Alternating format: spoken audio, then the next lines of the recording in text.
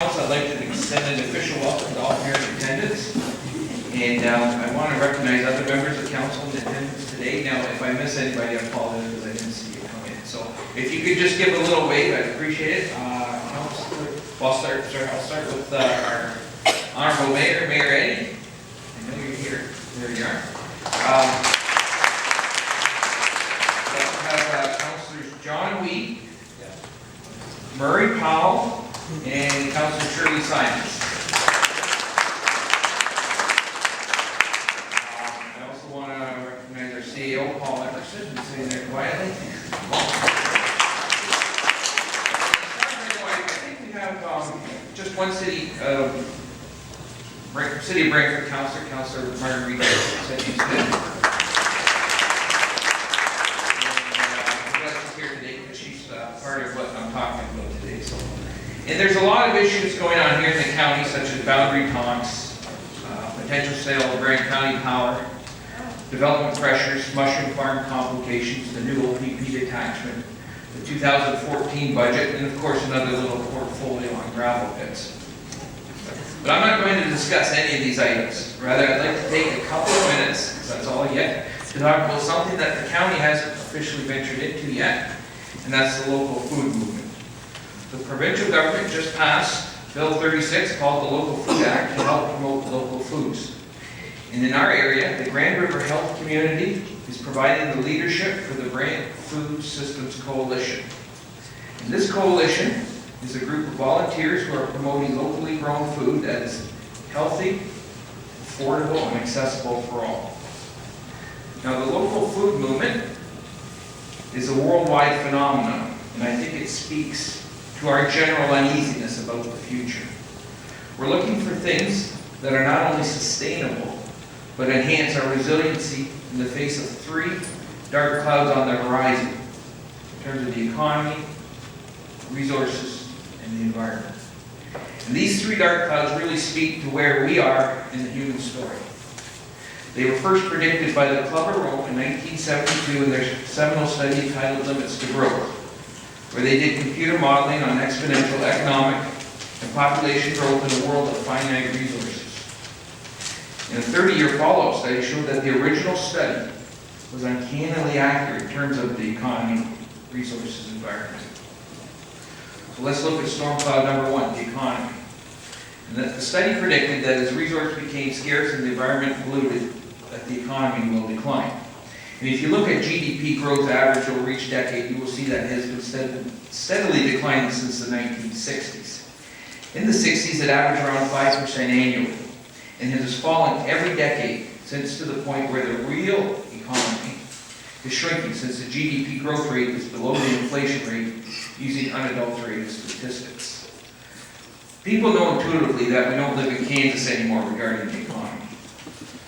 Back in the 60s, which I'm sure many of you remember, most families were supported by one wage earner, and they owned their own home, took annual vacations, saved for retirement, and had very little debt. Today, most families require two wage earners, rarely take vacations, put little away for retirement, and are accumulating debt. The U.S. is insolvent, as are many other nations, and unemployment is higher than depression levels in many areas.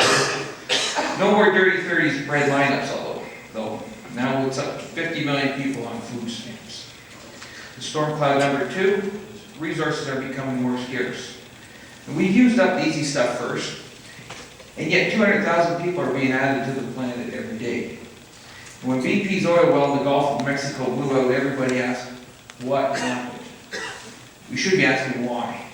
Why are we drilling for oil 2 miles below the ocean surface? This is very expensive oil to extract. The energy return on oil wells in the 1950s was 99 to 1. In other words, it took the energy equivalent of 1 barrel of oil to extract 99 barrels of oil from the ground. That 99 barrels of oil is what we use to build our modern society, from community colleges to our highway system to putting a man on the moon. Now we have to rely on dirty, polluting tar sands, where the energy ratio is 3 to 1. And if all our energy supplies were on that ratio of 3 to 1, you could say goodbye to most of our institutions, such as professional sports, or even our modern medical system. And consider that it takes 10 calories of oil to to produce 1 calorie of food, one can see why food prices have gone up so much. But it's not just oil that's in decline. Rainforest logging and species extinction continue unabated every day. And 11 of the world's 15 major fisheries have either collapsed or are in collapse. Atlantic cod annual. Water aquifers, same story, the world over, they're being mined, they're being depleted. This brings me to storm cloud number 3, the environment. And most everybody here, I'm sure, is familiar with our degrading environment. But one aspect I'd like to discuss is climate change. While the science behind climate change is solid, one need only look around to see the awful effects. Think Superstorm Sandy. The devastating Philippine Typhoon Haiyan was the strongest storm to ever hit planet Earth with winds of over 300 kilometers an hour. Last summer, in Australia and New Zealand, meteorologists had to introduce new colors for their weather maps because they had never seen such high temperatures before. The Russian heat wave of 2010 was far more severe than anything dating back 1,000 years, according to their meticulously kept agricultural records. And it's not that the weather records are being broken, they're being shattered. The rainfall record in a 24-hour period for Boulder, Colorado was 4.5 inches back in 1954. That was the same year Roger Bannister broke the 4-minute mile. This year, we got just over 9 inches of rain in a full 24-hour period. But nobody's running a 2-minute mile. So statistically, something's amiss. And it's estimated that a 1 degree Celsius increase in temperature leads to a 10% decrease in food production. So while these 3 storm clouds threaten the quantity of food, we know all too well that the quality of food is deteriorating. Obesity, diabetes, and other food-related ailments are at all-time highs. The nutritional density of food is decreasing as soils become depleted. There was a study done on 2 groups of rats. One group was fed a certain brand of cereal, and the other group was fed the cardboard box that the cereal came in. The rats that ate the cardboard box fared better. You want that supersize? 3 days without food leads to riots. Given that civilized society is never more than 9 meals away from anarchy, it's encouraging to have the Brand Food Systems Coalition promoting a sustainable, resilient, local food system that is affordable, healthy, and accessible to all. And they are working on a variety of strategies, including zoning bylaws and policies that promote community gardens and mobile farmers markets, fostering community food hubs, education, and even a walk-in cooler for the food bank. So there's a tremendous amount of information out there on local food movements, since this is a worldwide phenomenon. But there's also a tremendous amount of work that needs to be done.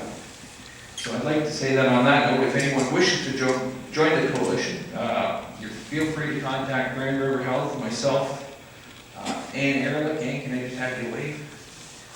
She's back there. Or Ella, I don't see her. Or Margaret Councilor Smith, who's also on the committee. So thank you very much, and I'm going to introduce our next speaker, NDP MP, Craig Scott from the Toronto Danforth riding, which I don't know if you're familiar, but that was Jack Layton's old riding.